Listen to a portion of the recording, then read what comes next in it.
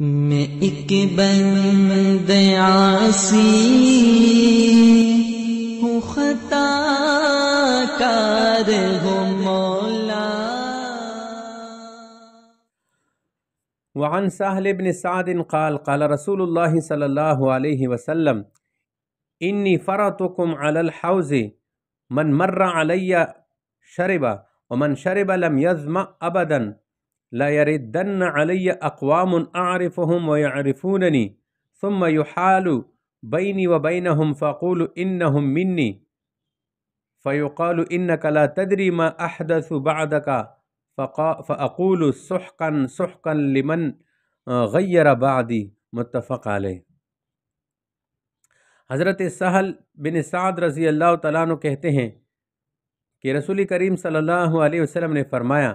میں حوض کوثر پر تمہارا پیش رو ہوں گا، جو شخص بھی میرے پاس سے گزرے گا وہ اس حوض کوثر کا پانی پیے گا، اور جو شخص بھی اس کا پانی پی لے گا وہ کبھی پیاسا نہیں رہے گا۔ وہاں میرے پاس کچھ لوگ ایسی بھی آئیں گے جنہیں میں پہچان لوں گا اور وہ مجھے پہچان لیں گے، لیکن پھر میرے اور ان کے درمیان کوئی چیز حائل کر دی جائے گی، میں کہوں گا کہ یہ لوگ تو میرے اپنے ہیں۔ اس کے جواب میں مجھے بتایا جائے گا کہ آپ کو نہیں معلوم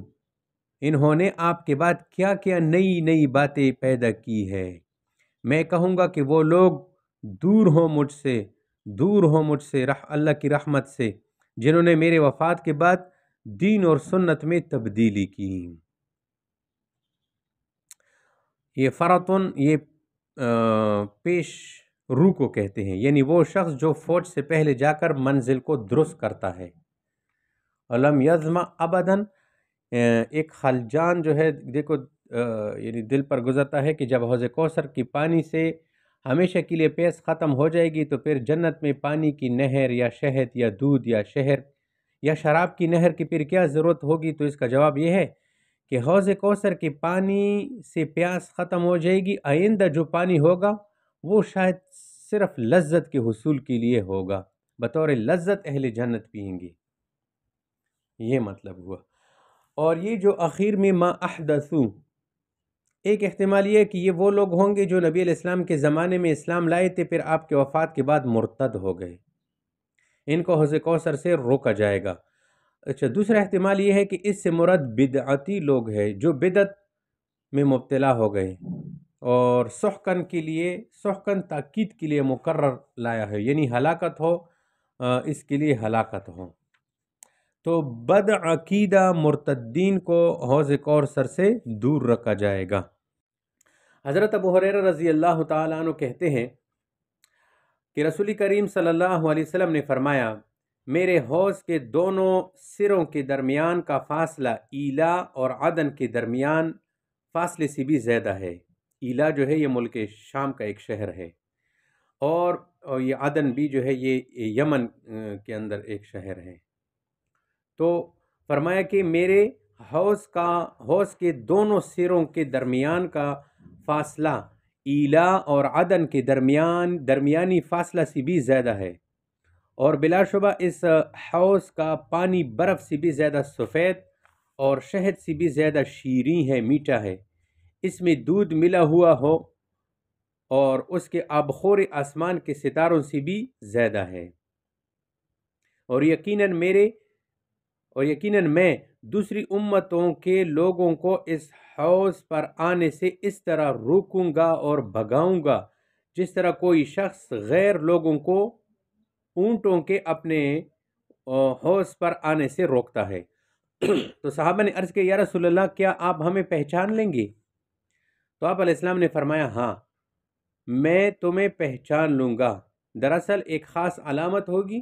جس سے دوسری امتوں کے لوگ محروم ہوں گے، وہ علامت یہ ہوگی کہ جب تم میرے طرف آؤ گے تو اس وقت تمہاری پیشانیاں اور تمہارے ہاتھ پاؤں وضو کی نورانیت کے سبب روشن اور چمکدار ہوں گے۔ اور مسلم کی ایک اور روایت میں جو حضرت انس رضی اللہ تعالیٰ عنہ سے منقول ہے، اس میں یوں ہے کہ آپ علیہ السلام نے فرمایا، اس حوض میں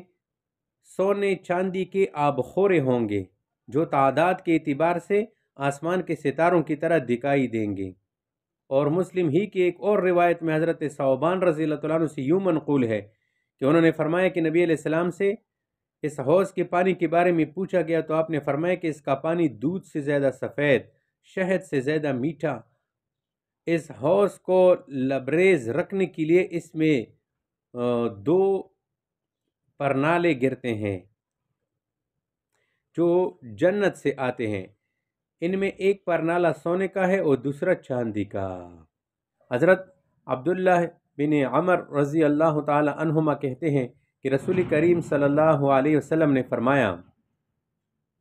میرا حوض یعنی حوض کوثر 1 ماہ کی مسافت کی بقدر دراز ہے، لمبا ہے، اور اس کے چاروں کنارے برابر ہے۔ اس کا پانی دودھ سے زیادہ سفید اور اس کی بو مشک سے زیادہ خوشبودار ہے، اور اس کے آب خورے یعنی جو برتن جس میں پیا جائے گا اس کو کہتے ہیں آب خورے، اور اس کے آب خورے آسمان کے ستاروں کی طرح ہے، اور جو شخص اس کا پانی پی لے گا اس کو پھر کبھی پیاس نہ لگے گی۔ عن انس رضی اللہ عنہ قال قال رسول اللہ صلی اللہ علیہ وسلم بین انا اسیر فی الجنت اذا انا بنہر حافتاہ قباب الدور المجوف قلت ما هذا یا جبریل قال هذا الكوثر الذي اعطاك ربك فاذا طوینه مسک اظفر۔ رواہ البخاری۔ حضرت انس رضی اللہ تعالیٰ عنہ کہتے ہیں کہ نبی کریم صلی اللہ علیہ وسلم نے فرمایا، میں جنت کی سیر کر رہا تھا کہ اچانک میرا گزر ایک نہر پر ہوا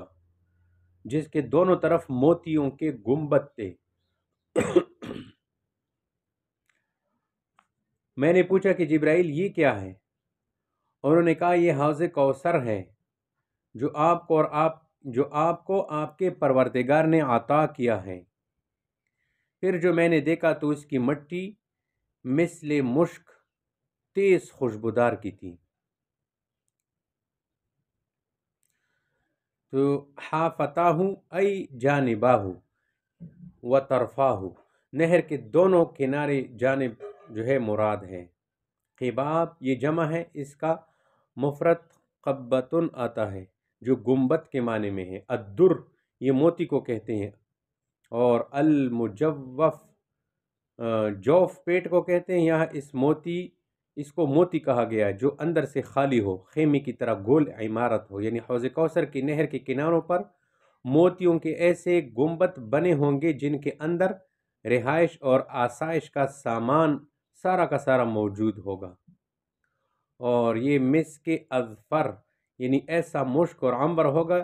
جس کی خوشبو شدید ترین ہوگی۔ یہ حوض کی مٹی کی صفات جو ہے بیان کی گئی ہے۔ ان اللہ وملائکتہ یصلون علی النبی یا ایہا الذین آمنوا صلوا علیہ صلوا عليه وسلموا تسليما إن الذين يؤذون الله ورسوله لعنهم الله في الدنيا والآخرة وأعد لهم عذابا مهينا والذين يؤذون المؤمنين والمؤمنات بغير ما